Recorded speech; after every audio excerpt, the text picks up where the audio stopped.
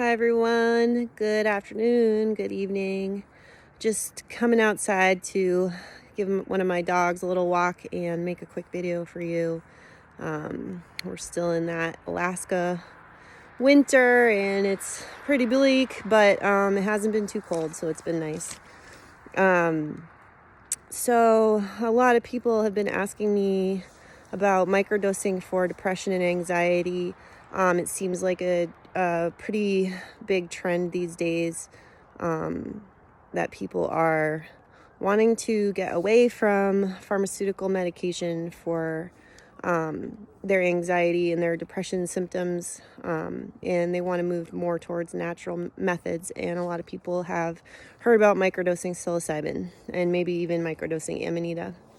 So I wanted to just make some comments on this. I actually microdosed my way out of depression with psilocybin. I started doing that about 10 years ago, and I will say that my journey was very experimental, and there was some macrodosing involved as well.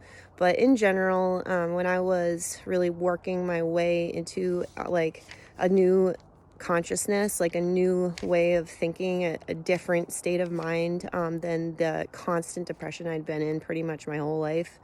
I did require microdosing the sacred blue mushroom very consistently. So I would take it, if not every day, every other day, and I wouldn't take a whole lot of breaks.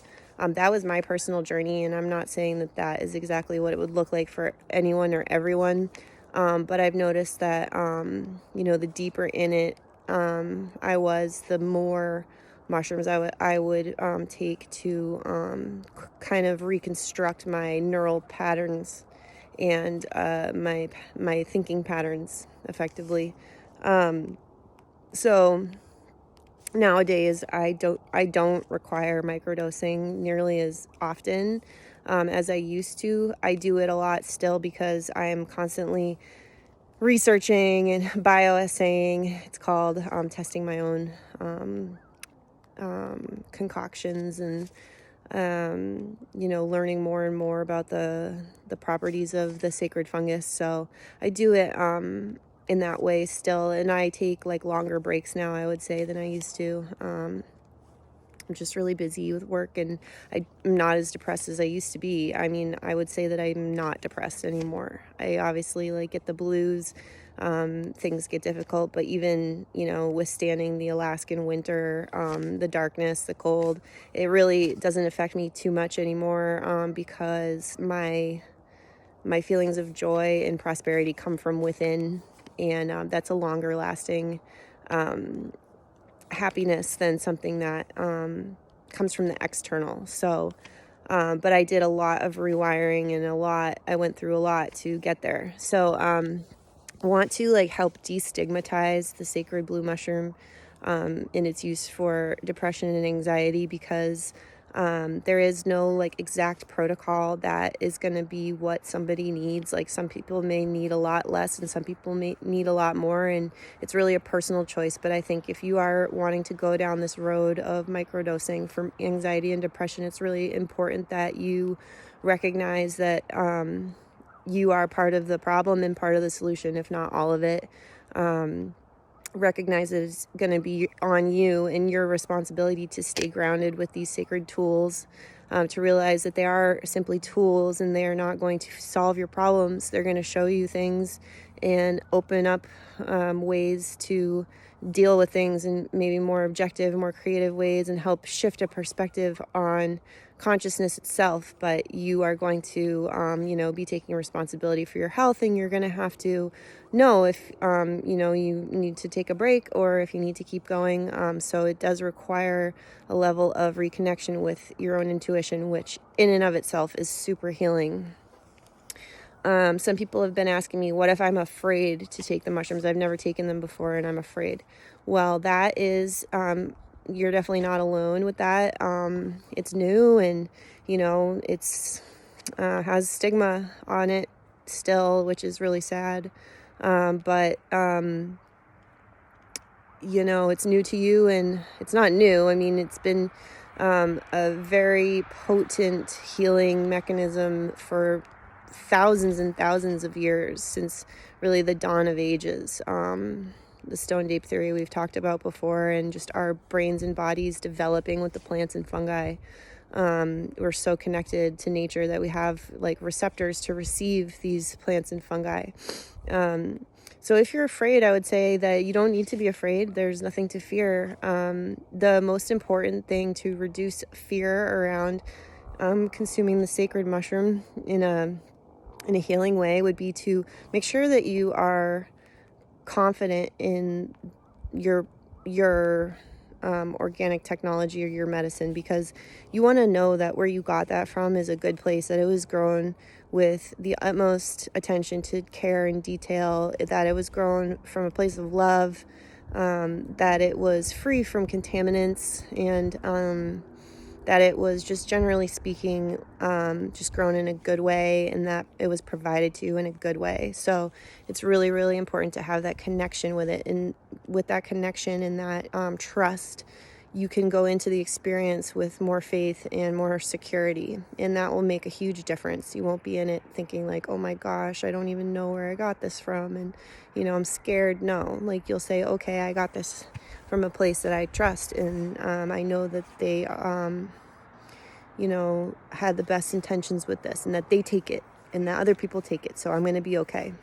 I think that's really important.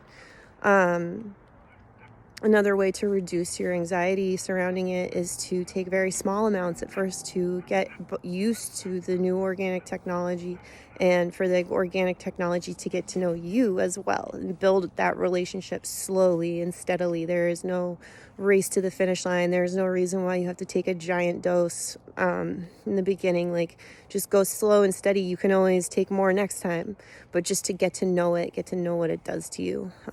Super important, and it will help reduce your anxiety around and any fears that you have around trying this new method of healing that may be very beneficial for you, and could potentially be life-changing.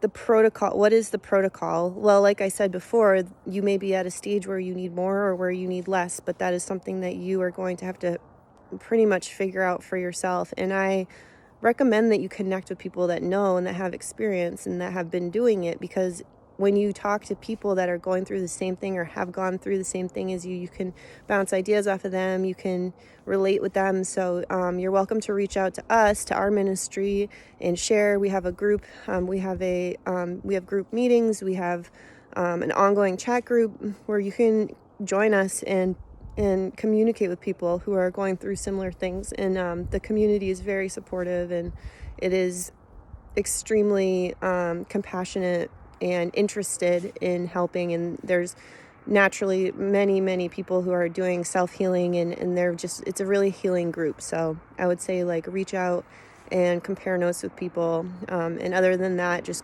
go low and slow and get to know what works for you. Another thing I'll touch on is that if you're coming off of antidepressants and you're wanting to utilize the sacred mushroom to help you as a supportive buffer, that's okay. And there are people in the group that can touch base on this. I've done it myself many years ago now, but I was able to utilize the sacred mushroom as a buffer for my serotonin system. Now, I am not a doctor. This is not medical advice. This is just personal anecdote, like what I've been through. And there are other people out there who are going through it as well. You may need to wean off of your medications, maybe one at a time, or maybe very slowly. Everyone's different, but be very gentle with yourself and listen to your body. You don't want to get hurt. You don't want to get thrown into some kind of turmoil that hurts you or anyone around you. So it is a sensitive subject, but it's, something that people are doing for sure. There are different ways to microdose. There are honeys, there are teas, there are tinctures, there are capsules. Finding the right mechanism for you is really important, because it'll be something that feels right and that works for you. All of the different methods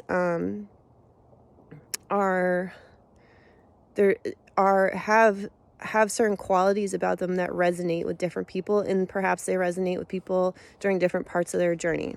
There are a lot of supportive herbs that can be taken simultaneously to microdosing, and you'll notice some of the tea blends that I have been showing on my stories contain a lot of medicinal herbs. Some are very gentle, some are more powerful. So the herbs definitely can make a huge difference and can be very supportive in that microdosing journey as a complementary organic technology to the sacred mushrooms themselves. Okay, so there's a little bit of information about microdosing for anxiety and for healing from depression, and I hope that that was helpful. Talk to you soon.